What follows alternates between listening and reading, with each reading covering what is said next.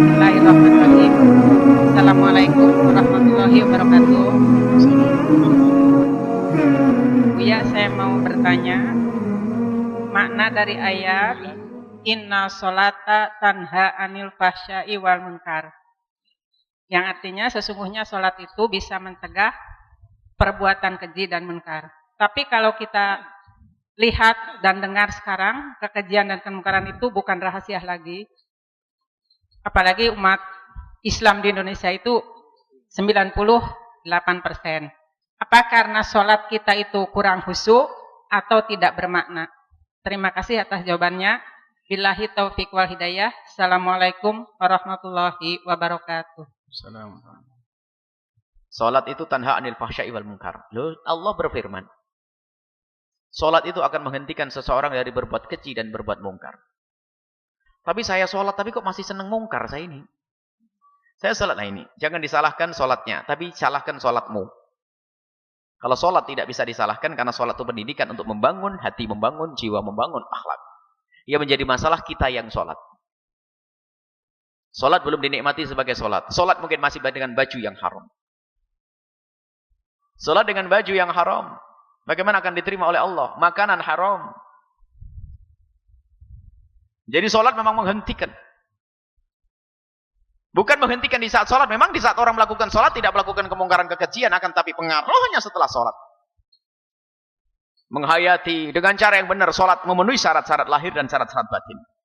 Kalau sudah memenuhi syarat lahir syarat batin dengan cara yang halal, rizkinya halal, yang dimakan halal, melakukan sholat di tempat yang halal, kemudian membangun kekhusyuan. Khusyuk itu apa?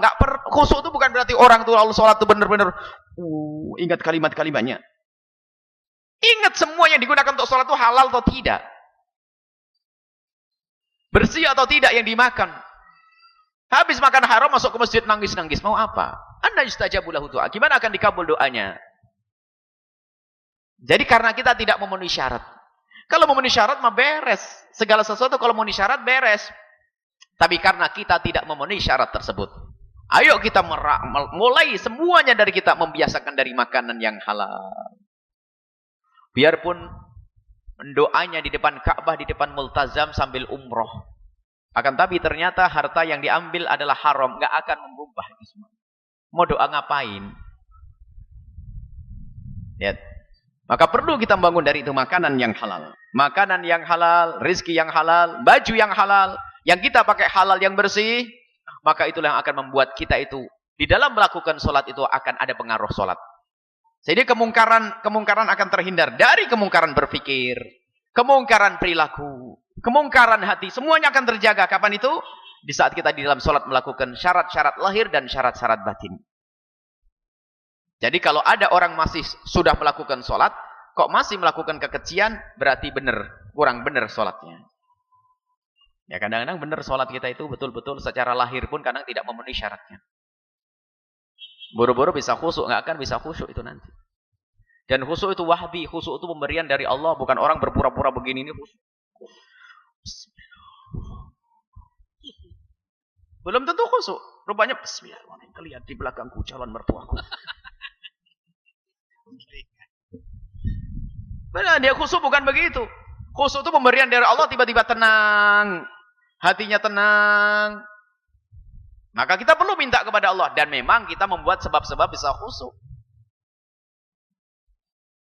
Dan sebab di saat sholat ada. Dan sebab sebelum sholat. Sebab di saat sholat apa? Yaitu tadi, memahami maknanya. Bukan waktunya khusus untuk waktu sholat. Jangan sambil nunggu HP. HP-nya memang tidak ada suaranya, tapi getar. Ya getar nggak kira. Getar kan nggak.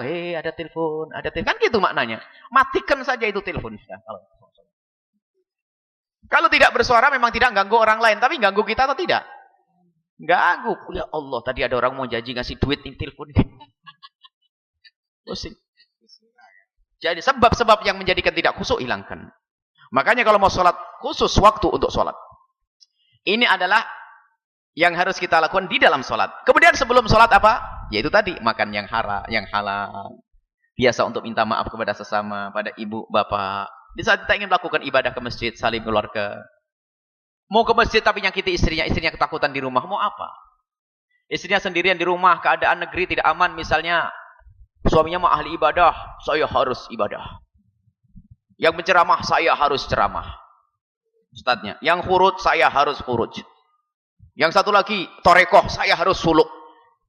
Suluk di rumah sama istrimu yang ketakutan itu, gak usah pergi. Ini kadang-kadang ibadah itu hawa nafsu, gak bakal itu nyampe. Sholatnya Anda akan menghentikan dari kemungkaran. Lihat. Mau dakwah tapi istrinya sakit, perlu ditemani. Yang ketakutan tidak ada menemani lagi. Kalau ada yang mewakili mungkin bisa. Atau mau suluk, ada istilahnya tasawuf dalam tarekat itu. Nginep 4 hari. Kenapa? Saya harus suluk, ada syekh yang murabbi saya datang 4 hari. Nangis istrinya, dibiarin. Ada yang khurut 3 hari. 40 hari, tapi istrinya tinggal. Ini semua adalah nggak benar. Perhatikan yang ada di rumah ini. Nah itu syarat di luar sholat. Yang harus kita penuhi. Kemudian kita berikan makanan yang halal untuk anak kita. Sehingga mencari nafkah yang halal itu lebih bagus daripada ribuan rakaat yang Anda tegakkan di tengah malam.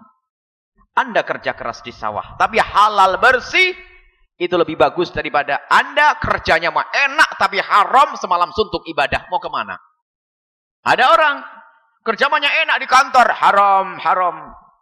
Tapi kalau sudah masuk waktu Isya, Masya Allah. Isya, sholat, lama, baca Quran 2 juz, sampai jam 10, istirahat jam 3 bangun, tahajudan, nangis-nangis. Besok makan haram, cari makan haram. Apa itu semuanya? Lebih baik ke sawah itu. Panas kena terik matahari, pahalanya ibadah. Untuk mencari yang halal, gaji yang benar, halal. Diberikan kepada istri, biarpun setelah itu malamnya tidur. Karena kecapean, itu pahala itu. Man amsakalan min amali yadihi amsa maghfuran lah. Hadis Nabi. Barang siapa di sore hari menemukan dirinya capek, penat karena sehari mencari nafkah yang halal, itu adalah diampuni oleh Allah Subhanahu wa taala. Jadi seperti itu. Jadi kalau kita berbicara tentang sholat yang menghentikan dari kemungkaran, bukan sholat murni ini, tapi sholat dengan muqaddimah yang baik. Ini tolong perhatikan. Maka termasuk ini tadi urusan dengan tetangga. Itu yang menjadikan sholat kita akan diterima oleh Allah Subhanahu wa taala.